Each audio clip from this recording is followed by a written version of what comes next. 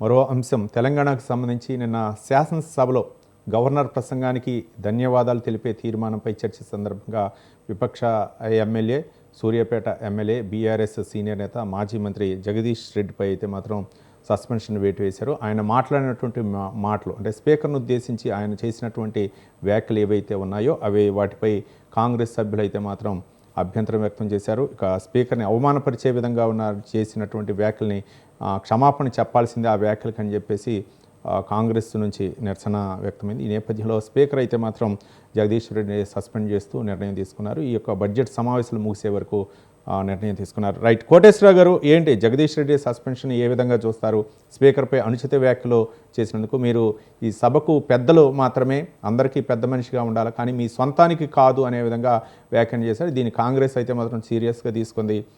మొత్తానికి సభా వ్యవహారాల శాఖ మంత్రి శ్రీధర్ బాబు అయితే మాత్రం తీర్మానం ప్రవేశపెట్టి దాన్ని సస్పెన్షన్ చేసే విధంగా స్పీకర్గా అయితే మాత్రం అనుమతిస్తూ స్పీకర్ అయితే మాత్రం జగదీష్ రెడ్డి సస్పెండ్ చేశారు. ఏ విధంగా చూడొచ్చు అంటారు? అది వ్యూహాత్మక అనుకోవచ్చా, లేదా రాజకీయంగా చూడవచ్చా, లేకపోతే ఎక్కడ అవకాశం దొరికిద్దని చూసినటువంటి ప్రయత్నం అనుకోవచ్చా? ఇప్పుడు సభలో జగదీశ్వర్ రెడ్డి గారు స్పీకర్ని ఉద్దేశించి నీ అన్నారని ఒక వర్షను, అదేవిధంగా మీ అన్నారని ఒక వర్షను. నీ అన్న మీ అన్న గాని మీ సొంతం కాదు, ఇది అందరిది అని స్పీకర్ స్థానాన్ని ఉద్దేశించి అనేటువంటిది అది గీత దాటినట్లే అనేది నా అభిప్రాయం. ఎందుకు అంటే అధికార పక్షాన్ని ఎన్ని విమర్శలైనా చేయొచ్చు, ఎన్ని ఆరోపణలైనా చేయొచ్చు, కానీ స్పీకర్ స్థానం అనేటువంటిది రాజ్యాంగం ప్రకారం కానీ లేదా ఆయనకు ఉన్నటువంటి స్పీకర్ స్థానానికి ఉన్నటువంటి అధికారము, విచక్షణ ఇవన్నీ గమనంలో ఉంచుకున్నప్పుడు ఒకవేళ స్పీకర్ పక్షపాతంగా వ్యవహరిస్తే మీరు పక్షపాతంగా వ్యవహరిస్తున్నారు అని విమర్శ కూడా చేయొచ్చు స్పీకర్ స్థానాన్ని. కానీ ఇది నీ సొంతం కాదు, మేమందరం కలిసి కూర్చోబెట్టే మీరు అక్కడ ఉన్నారు అని చెప్పేసి ఆ విధమైనటువంటిది అదే కనుక అయ్యేటైతే రాజ్యాంగ వ్యవస్థలో ఇప్పుడు మరి ఒకవేళ ఏదైనా కేసులో కోర్టుకు వెళ్తే జడ్జి గారిని ఆ విధంగా అంటారా, మేమంతా వేతనాలు ఇవ్వబట్టి మీరు అక్కడ ఉన్నారు అని చెప్పేసి జడ్జిని అనలేదు కదా. అందుకని రాజ్యాంగ వ్యవస్థలని గౌరవించడం అనేటువంటిది నిబంధనావళి, స్ఫూర్తి, ప్రజాస్వామ్య స్ఫూర్తి అన్ని. అటువంటి స్ఫూర్తిని ఆయన ఉల్లంఘించడమే కాకుండా వాదులాటకి దిగటం అనేటువంటిది మనం చూసాం. అందువల్ల డెఫినెట్ గా అటువంటి ప్రవర్తన కలిగినటువంటి వాళ్ళని వదిలేస్తే రేపు బీఆర్ఎస్ వాళ్ళు కావచ్చు, బీజేపీ వాళ్ళు కావచ్చు, లేదా మజ్లిస్ వాళ్ళు కావచ్చు, ఎవరైనా కానీ అదే విధమైనటువంటి దాడి స్పీకర్ స్థానం మీద కనుక చేసేట్లయితే అప్పుడు పరిస్థితి ఏమిటి అనేటువంటి సమస్య వస్తుంది.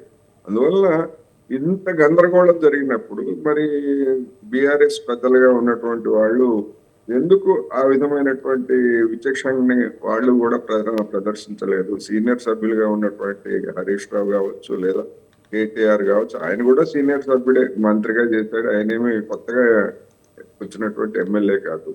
ఏమైనప్పటికీ ఇది ఒక విచారకరమైన, దురదృష్టకరమైన, గర్హనీయమైనటువంటి ప్రవర్తనకు సంబంధించినటువంటి ఉదాహరణ ఇది. తర్వాత ఇప్పుడు ప్రస్తుత బడ్జెట్ సమావేశాల వరకు ఆయన్ని సస్పెండ్ చేశారు. ఆ సస్పెండ్ చేసిన తర్వాత కూడా శాసనసభ ఆవరణ నుంచి వెళ్లకుండా ఆయన కూర్చొని మళ్ళా మార్షల్స్ చేత చెప్పించుకోవడం అనేది నిజానికి మరి ఆ సభ్యుడికి ఏ విధంగానూ గౌరవప్రదం కాదనేది నేను ఈ సందర్భంగా చెప్పదలుచుకున్నాను. మరి తర్వాత ఈ ప్రివిలేజ్ కమిటీ లేదా ఇతర కమిటీలకి ఆయన ప్రవర్తన గురించి ఫిర్యాదు చేశామని చెప్పేసి చెప్తున్నారు. మరి ఒకవేళ ఇప్పటికైనా నా అభిప్రాయం ప్రకారం ఏంటంటే ఆయన బేషరతుగా క్షమాపణ అపాలజీ చెప్తే సరిపోతుంది. స్పీకర్ కి ఆ మేరకు లేఖ రాస్తే దాన్ని కన్సిడరేషన్ లోకి తీసుకొని స్పీకర్ తన నిర్ణయాన్ని వెనక్కి తీసుకునేటువంటి అవకాశం ఉంటుంది. లేకపోతే కనీసం ఈ శాసనసభ సమావేశాలు, బడ్జెట్ సమావేశాల వరకు చేసిన తదుపరి చర్యలకు ఉపక్రమించేటువంటి అవకాశాలు ఉండవు. అందుకని ఆ విచక్షణని మరి బీఆర్ఎస్ నాయకత్వం ప్రదర్శిస్తున్నారు లేదా అనేటువంటిది మనం చూడాల్సి. రైట్.